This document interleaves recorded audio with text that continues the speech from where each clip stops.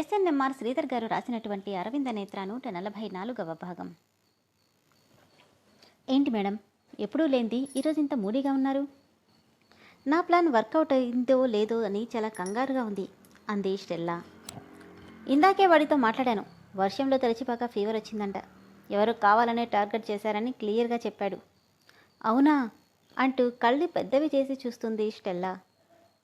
హా, ఇక ఇద్దరికి ఫేక్ కాల్స్ చేసి వాళ్ళని అక్కడికి రప్పించింది నువ్వేనని తెలిసిందనుకో, జింగచిక అంటూ టేబుల్ మీద చేత్తో ట్యూన్ చేస్తుంటే, రేయ్ భయపట్టుకురా, నేనేమైనా కావాలని చేశానా?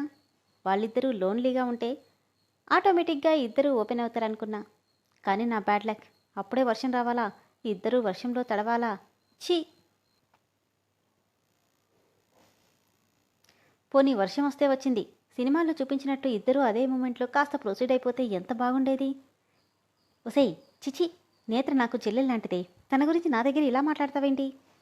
నువ్వు ఇలా రియాక్ట్ అవ్వడానికి అక్కడ ఏం జరిగి చచ్చిందని? అలా అయినా బాగుండేది అంటున్నా. అలా అవ్వకుండా జూలీ ఎవరో లిఫ్ట్ ఇచ్చిందంట.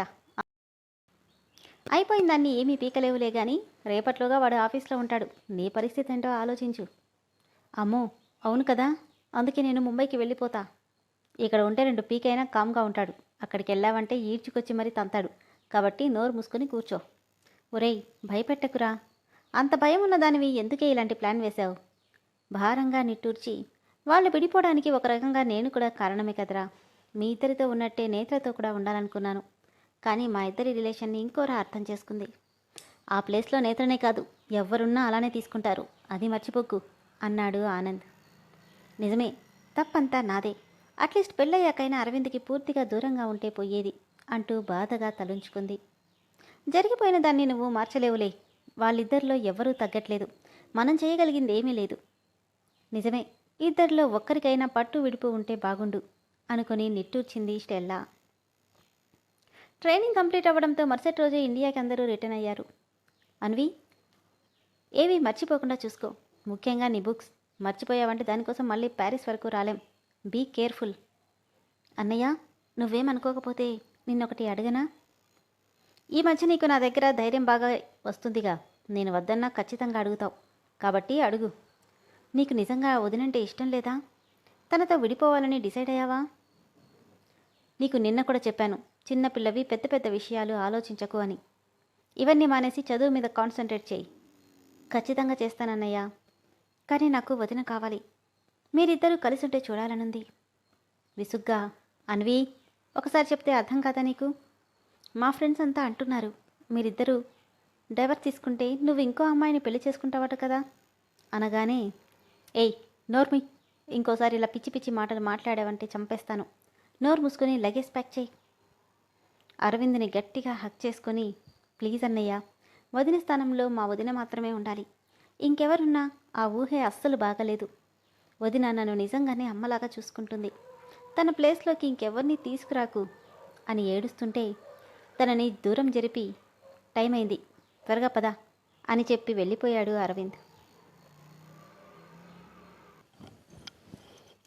ఫ్లైట్లో కూడా ఎవరికెవరికి సంబంధం లేనట్టు ఎవరికాళ్ళు చెరొక సీట్స్లో కూర్చుంటే, ఇదేంటి, పోయినసారి మా వదిన నాతో పాటు కూర్చుంది కదా, ఈసారి కూడా అలానే ఉంటే బాగుండేదంటూ నిట్టూర్చింది అన్విత.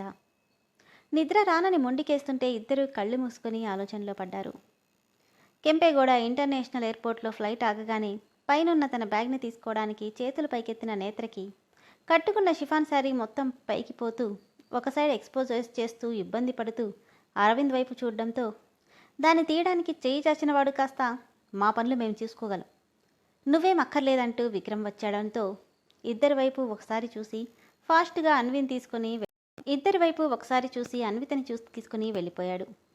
ఎయిర్పోర్ట్ నుండి బయటికి రాగానే వెల్కమ్ మై డియర్ ఫ్రెండ్ అంటూ ఎదురొచ్చి హక్ చేసుకున్నాడు ఆనంద్. హాయ్ బంగారం, ఎలా ఉన్నావు? ట్రిప్ ఎంజాయ్ చేశావా? చాలా బాగా ఎంజాయ్ చేశానన్నయ్య అంటుండగానే ఆనంద్ భుజం మీద నుండి బుకేతో వస్తూ కనిపించిన నిఖిల్ని చూసి చిన్నగా బ్లష్ అవుతూ తలంచుకుంది అన్విత. దాదాపు 10 రోజుల నుండి తనని చూడకుండా మాట్లాడకుండా ఉన్న బాధ ఈ క్షణం తన కళ్ళలో కనిపిస్తున్న సిగ్గుని చూడగానే దూది పింజలా ఎగిరిపోయినట్టు అనిపిస్తుంది నిఖిల్కి. నిక్కీని చూసిన అరవింద్, చూసింది చాలు అని కచ్చగా అంటుంటే ఉలిక్కిపడి స్పృహలోకి వచ్చింది అన్విత.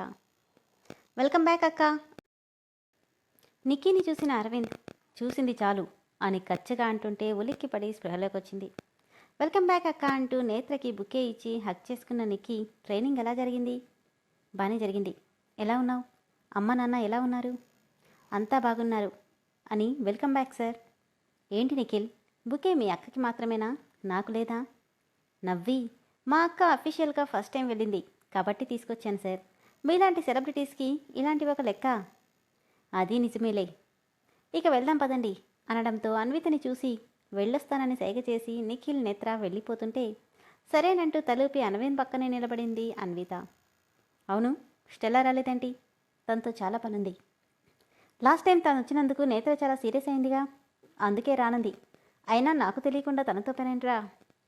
అదేంటో తనతోనే చెప్పిస్తాను అంటూ పార్కింగ్ సైడ్ నడుస్తుంటే తన వెనకే నడుస్తుంది అన్విత కూడా. అమ్మో, వీడేంటి ఇలా మాట్లాడుతున్నాడు? కొంపతీసి ఆ ఫేక్ కాల్స్ చేసింది స్టెల్లా అని తెలిసిపోయిందా అనుకుంటూనే తన వెనకే వెళ్ళాడు ఆనంద్. రూమ్లోకి వెళ్ళగానే బెడ్ మీద అడ్డంగా పడిపోయింది నేత్ర. తన వెనకే వచ్చిన లలిత, ఏమైందమ్మా, ఎప్పుడూ లేంది ఎందుకు ఇంతలా బాధపడుతున్నావు? అరవింద్ నీతో ఏమైనా హార్ష్గా బిహేవ్ చేశాడా? లేదన్నట్టు తలూపింది. మరెందుకీ బాధ? తెలీదాంటీ, కానీ ఎంతలా అతని గురించి ఆలోచించకూడదనుకుంటే మనసంతలా అతని వైపు పరుగులు పెడుతుంది. ఎందుకు నేను ఇలా అయిపోతున్నానో నాకే అర్థం కావట్లేదు. విరక్తిగా నవ్వి, ఆ బంధంలో ఉండే గొప్పతనం అదేనమ్మా. ప్రతిదాన్ని మగాడు తీసుకున్నంత తేలిగ్గా ఆడది తీసుకోలేదు. ఈరోజు కూర బాగుందని ఒక్క మాట చెప్తే కోట్లు గెలిచినంత ఆనందపడతాం, కానీ ఆ మాట చెప్పాలన్న ఆలోచన వాళ్ళకి రాదు. అసలే ప్రయాణం చేసొచ్చావు, ఎక్కువ ఆలోచించి మనసు పాడు చేసుకోకు. ఏదైనా తిని రెస్ట్ తీసుకో. నాకేమొద్దు ఆంటీ. సరే, పాలు పంపిస్తాను, తాగి పడుకో, తర్వాత మాట్లాడుకుందాం అని చెప్పి వెళ్ళిపోయింది లలిత. ఏమ్మా నేత్ర, ట్రైనింగ్ బాగా జరిగిందా? చాలా బాగా అయింది అంకుల్. వాళ్ళు చెప్పిన విషయాలు డిజైనర్స్కి చాలా బాగా యూజ్ అవుతాయి.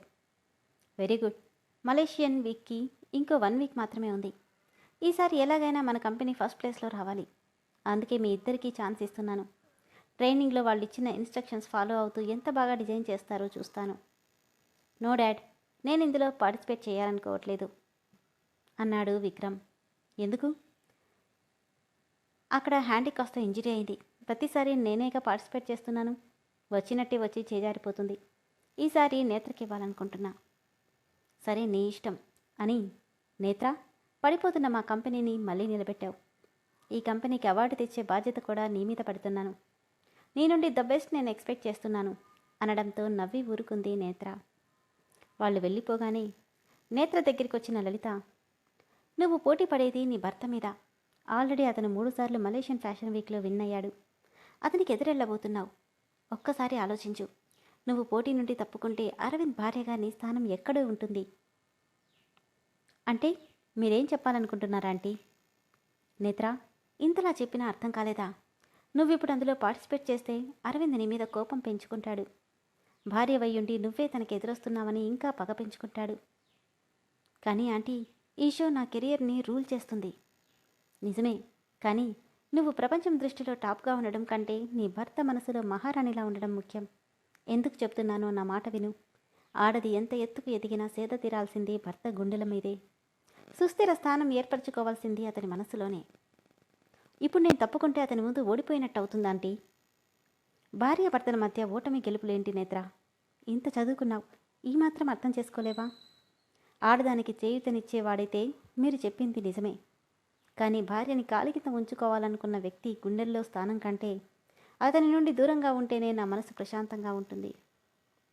అంటే అతని నుండి శాశ్వతంగా విడిపోవాలనుకుంటున్నావా? కాదు, నన్ను గెంటేసిన అతనే నన్ను స్వయంగా ఇంటికి తీసుకెళ్లాలనుకుంటున్నా అని స్థిరంగా అంది నేత్ర.